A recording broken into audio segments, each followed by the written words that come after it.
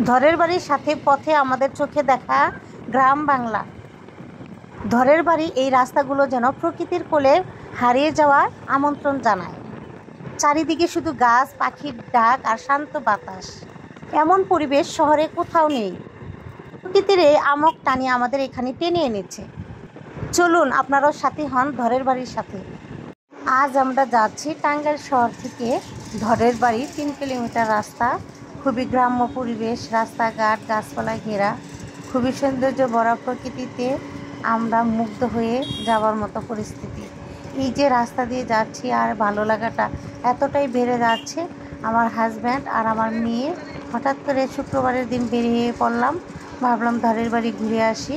নামটা কিন্তু সেই, আমি বলতেছিলাম ঝড়ের বাড়ি, কিন্তু আসলে লেখা ধরের বাড়ি। কিন্তু রাস্তাঘাট কিন্তু সবুজে ঘেরা। দেখেন দুপাশে একদম ক্ষেত খামার, ধান ক্ষেত, আর মাঝখান দিয়ে রাস্তা, দুপাশে গাছপালা। খুবই ভালো লাগার মতো, আর এখানে বসে থাকার মতো, ঘোরাফেরা করার মতো, পিকচার তোলার মতো খুবই সুন্দর একটি পরিবেশ।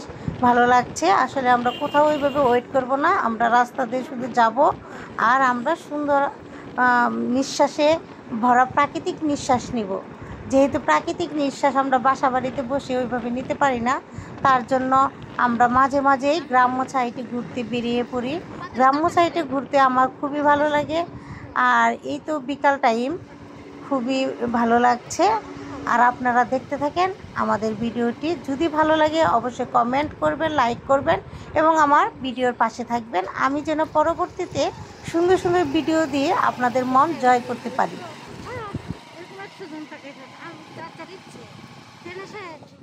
ভিডিও করাটা ইচ্ছে।